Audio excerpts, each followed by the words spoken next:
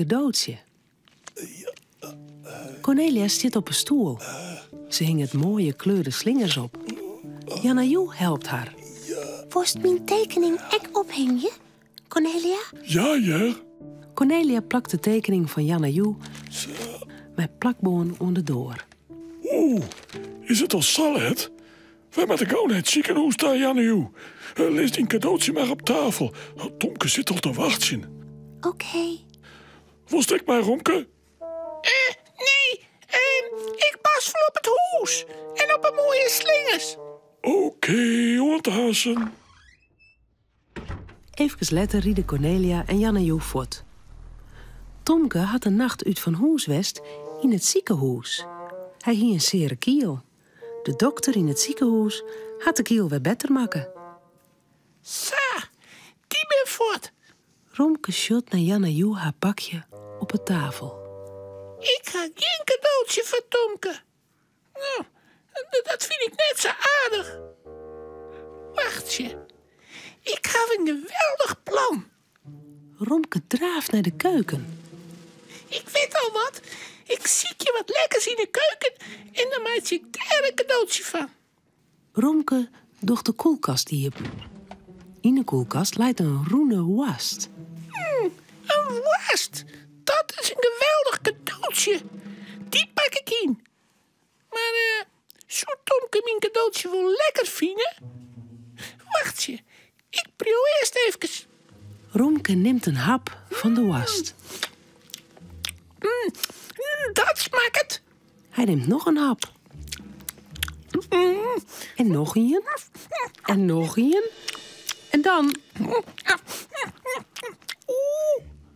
De worst is op. Ik heb Tomke zijn cadeautje opeten. Hoe maakt dat nou? Regine, wat zit er nog meer in die koelkast? Augurken? Molken? Nee. Wat dan? Cheese! Ja, dat vindt Tomke lekker. Romke leidt het stukje cheese op het pakpapier.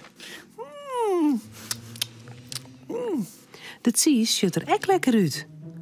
Zul je een hapje nemen? Ik neem een lietstikje. Hap. Nog een lietstikje. Happer de hap tot Romke. Dat wie een grote hap. En voort is het stuk cheese. Nu heb ik nog een cadeautje voor Tomke. Wat moet ik doen? Ik heb de auto van Cornelia al. Zal ik mijn bonken inpakken? Nee, die wil ik net kwijt. Maar wat dan? Wat heb ik nog meer? Hoenenbrokjes. Ik maak een cadeautje van mijn brokjes. Die hoef ik net meer. Ik ga zo'n dikke buik van die worst en die cheese. Romke pakt een stuk papier en kiepert zijn bakje met hoenenbrokjes om. Zo, gauw inpakken. Een plakbord erop. Een strikje eromheen. Kleren is het cadeautje. Cornelia, Jana Joe en Tomke komen de kamer in. Hoi. Nou, eerst maar even op de bank bekomen, Tomke.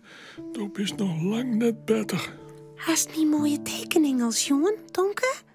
Er staan letters op. Wat staat er alweer, Cornelia? Er staat: welkom thuis, Tomke. Ja, ik vind die tekening heel mooi, Jana Joe. En de slingers ek. We gaan je het feest.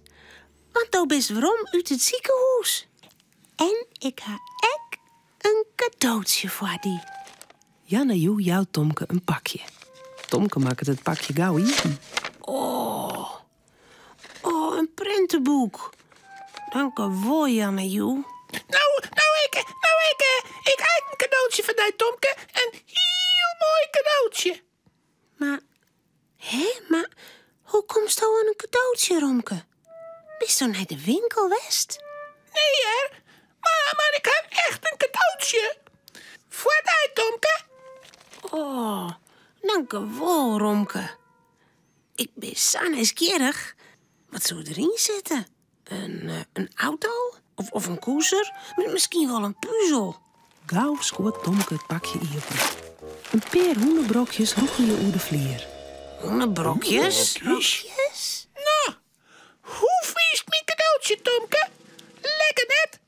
Maar wat moet ik met hoenderbrokjes, Romke? Hè? Dit is geen echt feestcadeautje. Tomke is toch geen hoentje? Eet die brokjes zelfs maar op. Nou, ik hoor die brokjes net meer. Oeh, ik ben een beetje misselijk van de worst en het cheese. Worst en cheese? Hast du in een koelkast zitten, Romke? Cornelia doet de koelkast diepen. Ze shot het al. Oh, de worst en de cheese binnenvoort. Ja, ik wil echt een cadeautje van Tomke. Krijg als Janne Joe. Mijn buik doet zo zeer. Ik hoef geen cadeautje van die Romke. Ik ben zo blij dat ik die weer show. Een slikje van die is ommers het mooiste cadeautje dat er is. Tomke kroept Romke even aan. Romke jouwt hem een slikje. Dan kroept er gauw in zijn koer. Eer me, Romke. Nou bist toch ik al een beetje ziek. Nou, eerst maar net met eten, ja? En dan nemen wij nou een lekker stukje ijstaart. Dat is goed voor de zere kiel van Tomke. Ja, joepie! En Romke zijn stukje bewaren we dan in de vriezer. Staat. Oh ja, hier staat, joepie. Nou is het echt feest. Romke, Cornelia en Tomke zullen sliepen. Het verhaaltje is nou uit. Voordat ze op haar bedje kroepen, jouwen ze die nog gauw een tuut.